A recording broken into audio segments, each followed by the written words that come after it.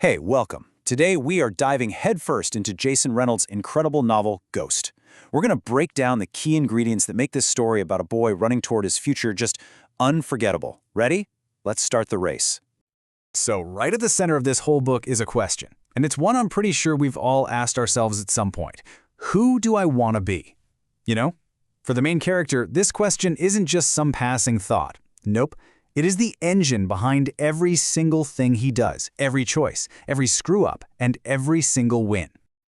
So yeah, this is the kid asking that huge question. Meet Castle Cranshaw. But everybody calls him Ghost.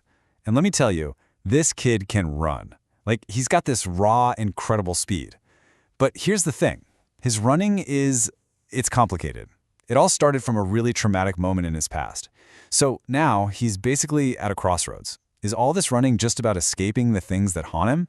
Or can he actually learn to run towards something better? Okay, so to really get Ghost, you gotta understand the world he's living in. Because the setting here, it's not just some background wallpaper. It's a character in itself. You know, what really makes Ghost's world hit home is just how normal it feels. We're talking about a modern-day city.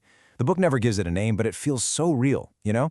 You've got the familiar spots, his school, his apartment building, the track, and then there are all these little details, like smartphones and busy roads, that just make it all feel incredibly recognizable. And right here, this is the key. His world is kind of like a double-edged sword. On one hand, it's the source of a lot of his problems, his frustrations. But on the other hand, it's the exact same place where he stumbles upon his big chance for a different life, that track team that might just save him. All right, let's get into the real race in this book. And spoiler alert, it's not against another kid on the track, and it's not against a stopwatch. The biggest race is the one happening right inside Ghost's own head. So what we're talking about here is something called internal conflict. And it's exactly what it sounds like. It's a struggle that's happening completely on the inside. You know, a war with your own feelings, your fears, your memories, the things you want to do but know you shouldn't. And for Ghost, this battle is, well, it's everything. So where does all this struggle come from? Well, Ghost is literally haunted by the memory of one single, terrifying night, the night his father, in a drunken rage, shot a gun at him and his mom. That one event, that trauma, is the fuel for almost all of his anger. It's why he gets into fights at school, why he makes bad decisions he knows are wrong, like, stealing those silver running shoes. And this slide, man, this just lays it all out perfectly. Look at this. On one side, you have everything he's trying to escape, everything he's running from, the past, the anger, the fear. But then, look at the other side. That's what he could be running toward, a real future, a team that's got his back, and all this amazing potential he doesn't even know he has. The entire book is about his struggle to get from column A to column B. But here's the thing. You can't win a race like this by yourself. Ghost can't do it alone. To have any shot at winning this internal battle, he needs a team. And the people who come into his life at this moment, they are absolutely crucial. And this is his crew, right here. First up, you've got Coach Brody, the mentor who sees something in him and, most importantly, gives him a second chance when no one else would. Then there's his mom, his rock, the one who keeps a roof over his head and expects him to be a good man. And then the other runners, Patty, who's so determined she just inspires him. Lou, his rival, who pushes him to get better and faster. And Sonny, who's just this chill, calming force for the whole group. Every single one of them helps him start to see himself in a new light. Okay, so how do we actually see Ghost changing throughout the story? Well, the author, Jason Reynolds, is smart. He leaves us these little clues, these signposts along the road that show us Ghost is growing. Let's break down 3 of the biggest ones. So yeah, these are our 3 big clues. We're going to look for an aha moment, some tough questions, and a pattern we call again and again. All right, first one, the aha moment. This is exactly what it sounds like. It's that classic light bulb flicking on moment. You know, a sudden flash of understanding that completely shifts a character's perspective and puts them on a totally new track. And Ghost has a massive one. It happens after he steals those running shoes. He gets caught, and he's totally bracing for the worst. He thinks he's done for. But instead of yelling, instead of kicking him off the team, Coach Brody just pays for the shoes. And in that one moment, boom, Ghost gets it.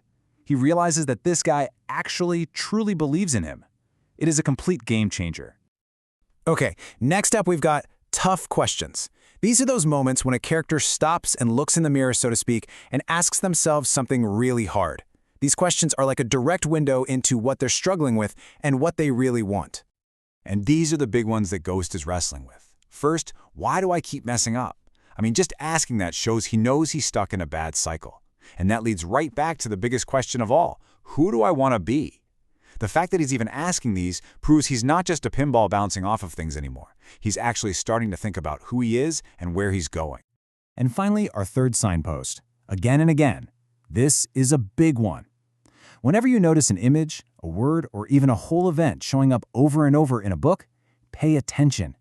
That's the author basically waving a flag, telling you, hey, this is important. It usually points to a big theme or something the character is still struggling with. So, for Ghost, what's the thing that comes up again and again? It's that memory. The memory of the night he and his mom had to run from his father. It keeps coming back.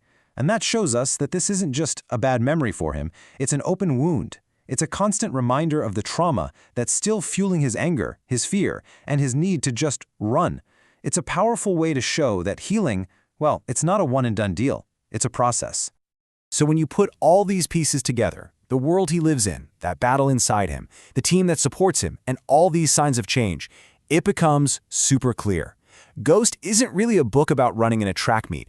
It's about something so much bigger.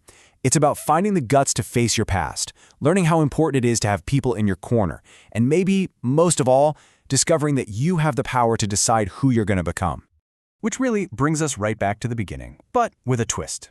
The book leaves us with this final question, and it's not just for Ghost, it's for every single one of us.